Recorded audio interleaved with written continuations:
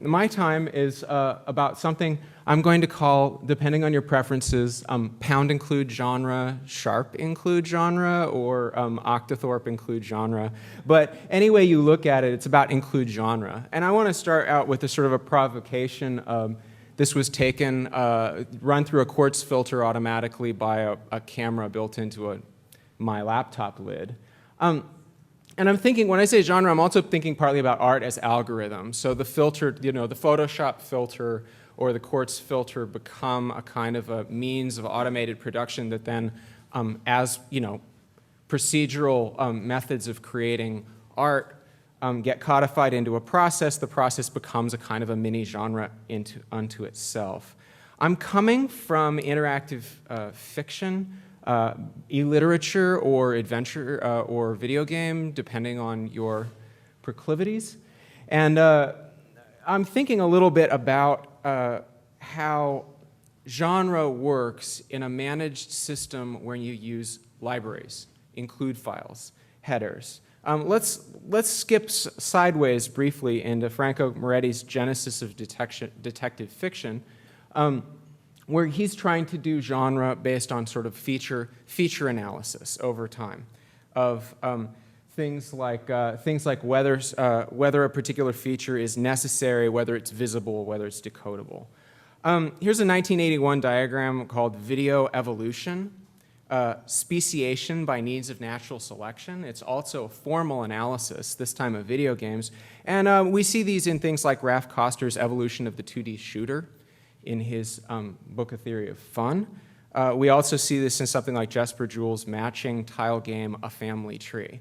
Now, the thing that I think, we've seen a lot of gestures, histories already today, but I'm thinking, coming from, as someone trained in the literature department, thinking about things like quotation, intertextuality, and transclusion as modes and methods of genre actually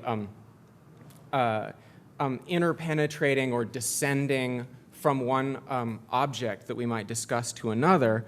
And I'm thinking about include files, header files, library files, or possibly frameworks and engines. Really, when you start talking about what gets included into what in software, it gets very hard sometimes to say what's the part and what's the whole. Am I making a mod to Counter-Strike, or did I simply take one fluid handling library from the Crysis engine and use it in my own game? Where do these edges meet?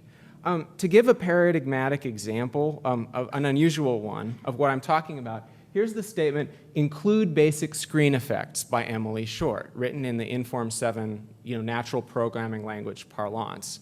It's incredibly easy to read, and what it's doing is actually literally including this file on the right, basic screen effects, into the compiled version of the interactive fiction product. Now, we can make cultural observations, such as the fact that how many include files that are used by people who are programming are read completely in their entirety and then processed using some sort of sense of authorial intention before finally being authorized and added as a line. I leave that question open. I think that, one of the things that we can say about that is that this is a vector for unintended effects, right? It's also a way in which, not just the way in quotation in literature, there can be things about the substance of the text that are unknown to the author including it, but we can go beyond that and we can say that there's material, there's interaction, there's sort of a potentially infinite world of unintended effects. Most people don't know whether the library they're including is 100 lines long or 100,000 lines long. It's a single line of code. So I want to give a couple examples of ways in which we could think about some of the topics. Like if we say water in interactive art or video games, well, that might be water in the Crysis engine in the upper picture, or water in the sort of fluid dynamics Pong in the lower picture.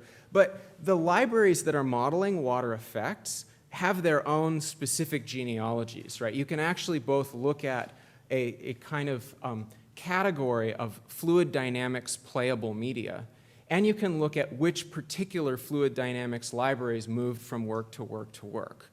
I think the implication there, you know, to use my last example before my time runs out, if it didn't stop already, let's see. All right, 54 seconds.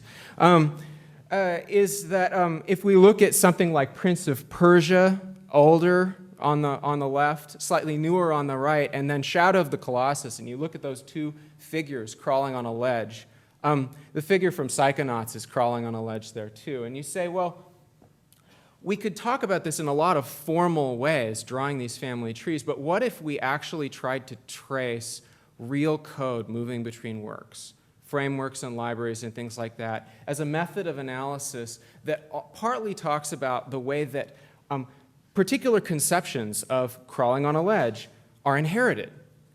What's the mechanism of inheritance? How does that affect the final work? My message is inclusion. Let's talk about it and think about it. I'm Jeremy Douglas, and I'm out of time.